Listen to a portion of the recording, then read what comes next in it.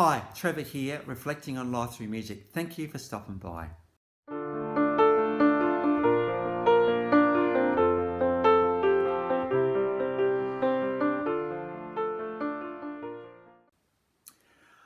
Well, I trust you've been enjoying this mini-series on Simon and Garfunkel. 3 videos ago, we looked at Art Garfunkel and his solo write and the iconic song of his, Bright Eyes. And of course, he's got one of the voices, really a beautiful voice, this guy, and it was good to give him a bit of a solo go. We then did a couple of videos on Simon and Garfunkel. First of all, the first video looked at their career a little bit more, their recording career, and a few of the reunions that have happened since that time. Last time we looked at that last release, Bridge Over Troubled Water, of course, a very significant song in the scheme of things, that particular song. That album sold 25 million copies, and it was around this time that things were quite strained between Simon and Garfunkel. That album actually happened in a bit of a rush as well, and it's quite amazing to think that Paul Simon was actually able to write such an iconic song, Bridge Over Troubled Water, which has resonated with the world. So it makes sense now that we actually look at Paul Simon. Of course, his story started in 1941 in Newark, New Jersey. And it was in elementary school around grade 6 that he met Art Garfunkel, and the two kind of hit it off and resonated. Paul with his songwriting and Art with his incredible vocals, and they did do a few high school productions around that time. So around 1953, under the name Tom and Jerry, they released Hey School and Girl, and that became a little bit successful and popular, that song. And so the guy knew what it meant to actually write a hit song. And as it turns out, between 1957 and 1964, Paul Simon was really and truly realising he was a bit of a songwriter, and it was around that period that he wrote around 30 songs. So very much getting ready for when Columbia Records came knocking on in 1964 and signed Simon and Garfunkel to their label. Now, as I've shared in the last couple of videos, between 1964 and 1970, there were 5 studio albums. And it was after that Bridge Over Troubled Water release that it was time for them to call it, which they did. Went off to do some acting and a few other things, and Paul just continued his songwriting. And it really from 1970 onwards, he started to get rid of a solo career. There are a few significant releases at the start, and when you see some of these songs, you'll think, oh, that's right, Paul Simon wrote this one. And when you think about Paul Simon's songwriting, his vocals, as we know, are pretty good. His guitar playing is amazing. But his songwriting, there's no one else even remotely close to this guy and the success he has had.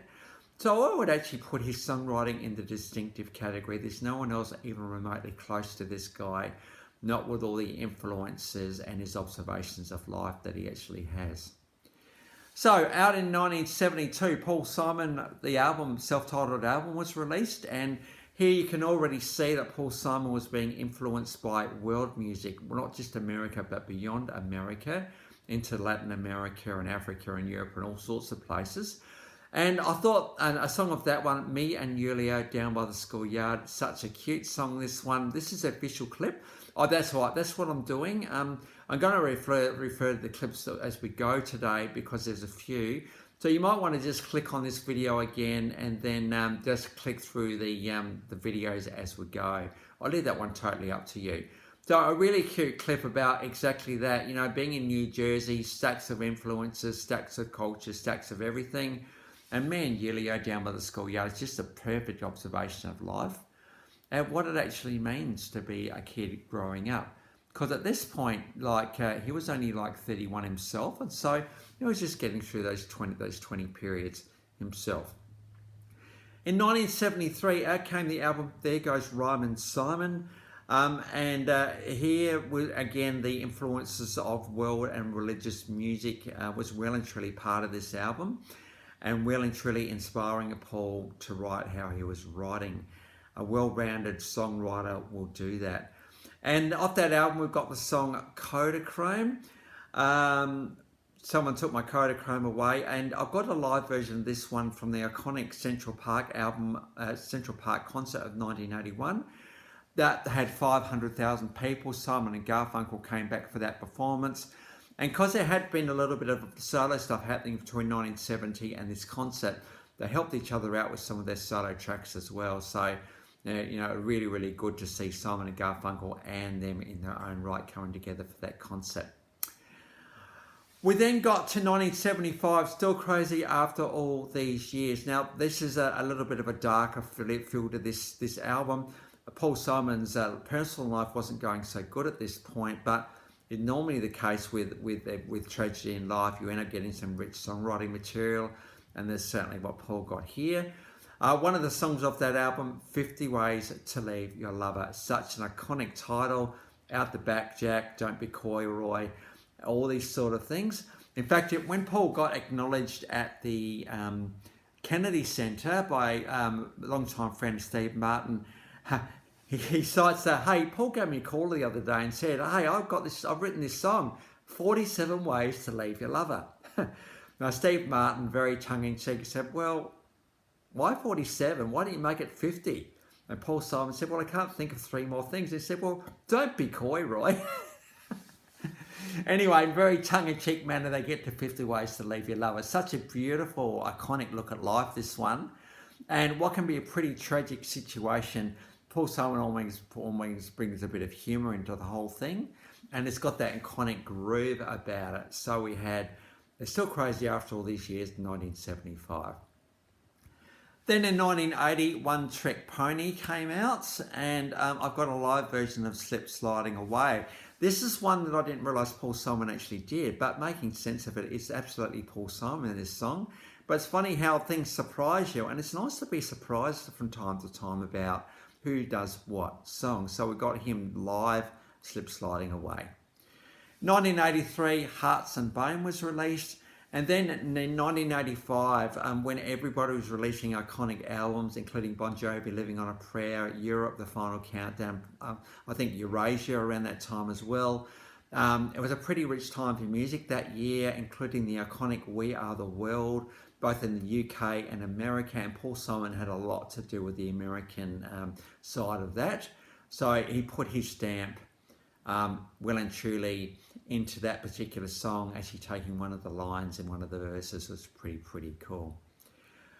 So it's been a busy time for Paul Simon. He certainly did hit the ground running since 1970, and plus all the performing and all the rest of the stuff that goes on with that. But life was only about to start ramping up for this guy.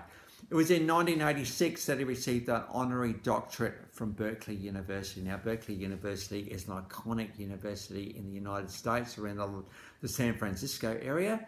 It's kind of one of those Ivy League colleges that people try to get in. So to get an honorary doctorate from there is pretty amazing. Some 22 years after 1964 when the career started. So pretty amazing to see that Berkeley was acknowledging Paul Simon for a significant contribution to the world and to music and to America. But it was about to step up even further in 1986 because Paul Simon started to cast his minds again to Africa, and he heard a tape of these bunch of guys just grooving and moving and doing all the stuff that he could do. Next minute, his brain got absolutely motivated to write some songs, and next minute, he's over in Johannesburg with these guys to actually record the iconic Graceland. Now, this is such an iconic album, and come to think of it, I actually don't have this one in my collection. I think I need to go and get it because it's such an iconic album, this one. It's just really different departure and a real just giving over to the whole world music thing. Paul Simon realised the best thing that he could do is actually just to go with the flow over there as opposed to trying to bring his stamp into it. And because of that, he found a new flow to his songwriting. Graceland won 2 Grammy Awards, and it's estimated to have sold around 16 million albums. So very significant album in the scheme of things. And just to think about all the elements of the incredible drumming and rhythmic stuff going on, the incredible vocals by Paul himself and the backup vocals, and the absolutely stunning bass guitar playing in this particular album. Absolutely fantastic album, this one. And Graceland, American icon location. So it's interesting how You know, you can actually still mix the cultures a little bit, even with something so truly African. So pretty amazing album, this one. Don't know why it's called Graceland. I think it's just, you know, he thought this song's pretty good. I think I'll just call it that. So we've got a few clips from Graceland below. First of all, we've got "You Can Call Me Al." This is probably the first song I heard off this album. I thought, wow, this is pretty amazing. And when the brass comes in a little bit later, it's like, wow, this is absolutely amazing. Now, you may or may not remember the clip on this one. The official clip was him and Chevy Chase sitting on the clip, and Paul's about to open his mouth, and Chevy Chase ends up taking over. pretty quirky look at life, that one. And I think goes along with the whole "You Can Call Me Al" thing really, really well as well. And of course, Paul Simon gets really carried away and he ends up doing the whole bass guitar bit and the drums bit and just everything behind the scenes. Paul Simon's a very understated kind of character, but he doesn't have to be very stated because he's such an iconic guy. Very creative genius, this guy. And so he just did what he did so well and just made that clip so good. We then got a live version. Of course, you've got to have a live version of Graceland of "You Can Call Me Out" because it's just an iconic song. We then got Graceland. This was a concert in Hyde Park. So this is the UK actually.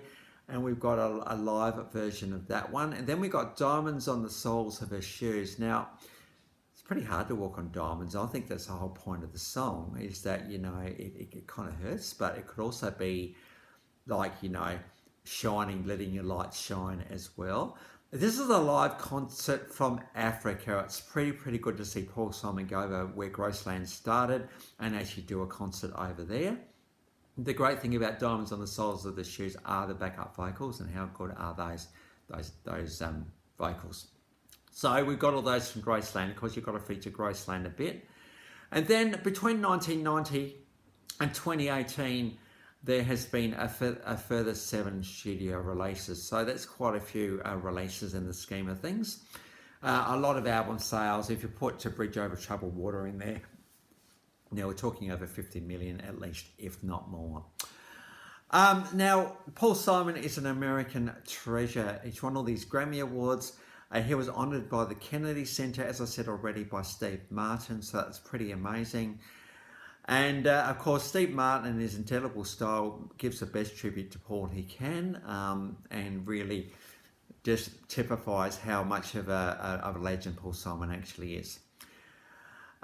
He's an absolute American treasure, American legend, and he has brought his absolute stamp of creativity and innovative genius to the world.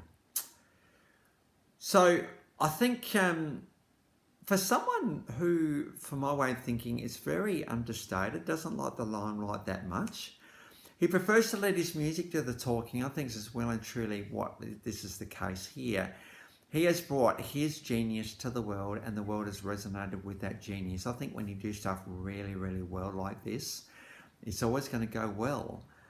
Because, you know, and I think the other thing, obviously, about music, and I think inspired very much by "Bridge Over Troubled Water," is the power of music, the power it has to transform, the power it has to bring us together, the power it has just to seep into in our consciousness is pretty amazing. And I think that's what Paul Simon's legacy to the world is. And it is through one of the best songs ever written, plus a few of his others, and one of the best albums of all time too.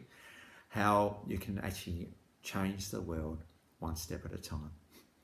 So if any of Paul's team